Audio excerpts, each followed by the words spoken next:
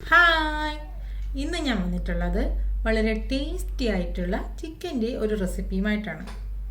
Chicken chukka. അത് തയ്യാറാക്കുന്നത് എങ്ങനെയെന്ന് നോക്കാം. അതിനു വേണ്ടി 2 കിലോ ചിക്കൻ വൃത്തിയാക്കി എടുത്തിട്ടുണ്ട്.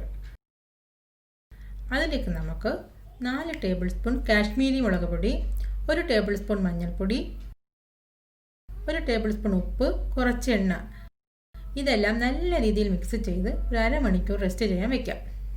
നേരത്തെ തയ്യാറാക്കിയ ചിക്കൻ ഈ എണ്ണയിലോട്ടിട്ട് പൊരിച്ചെടുക്കാം.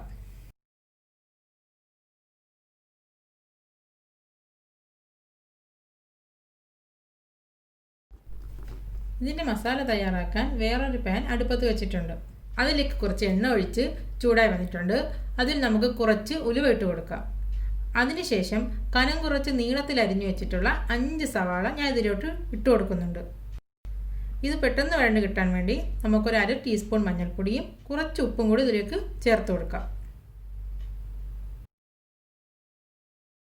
ഇപ്പോൾ ഉള്ളി നല്ല രീതിയിൽ വഴണ്ട് വന്നിട്ടുണ്ട്. ഇനി നമുക്ക് അതിലോട്ട് തക്കാളി ചേർത്ത് കൊടുക്കാം.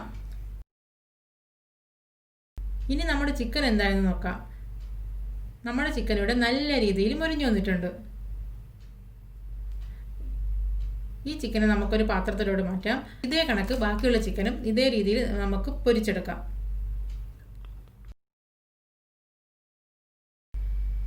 നമ്മുടെ ഉള്ളിയും തക്കാളിയും നല്ല രീതിയിൽ വഴണ്ട് വന്നിട്ടുണ്ട്. ഇനി അതിലേക്ക് നമ്മൾ പൊരിച്ച് വെച്ചിട്ടുള്ള ചിക്കൻ അതിലോട്ട് ചേർത്ത് കൊടുക്കാം. നേരത്തെ മസാല തയ്യാറാക്കാൻ നമ്മൾ കുറച്ച് എണ്ണ ഉപയോഗിച്ചിട്ടുണ്ടായിരുന്നുള്ളൂ. അതുകൊണ്ട് ചിക്കൻ പൊരിക്കാനെടുത്ത എണ്ണ കൂടി നമുക്കിതിലോട്ട് ചേർത്ത് കൊടുക്കാം.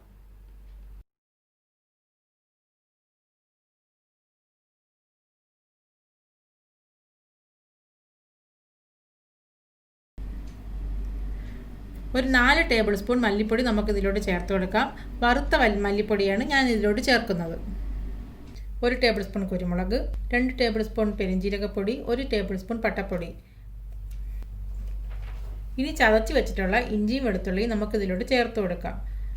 ഒരു 10 അല്ലി വെളുത്തുള്ളിയും ഒരു വലിയ കഷ്ണം ഇഞ്ചിയാണ് ഞാൻ ചതച്ചെടുത്തിട്ടുണ്ടായിരുന്നത്. 2 ടേബിൾ സ്പൂൺ നാരങ്ങ നീര്, ഒരു 1/2 ഗ്ലാസ് വെള്ളം കൂടി ചേർത്ത് നമുക്ക് നല്ല രീതിയിലൊന്ന് ഇളക്കി കൊടുക്കാം.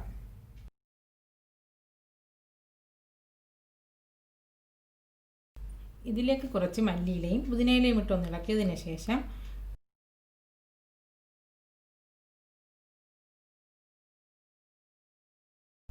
ഒരു 5 മിനിറ്റ് മീഡിയം ഫ്ലെയിമിൽ നമുക്ക് അടച്ചിട്ടൊന്ന് വേവിച്ചെടുക്കാം.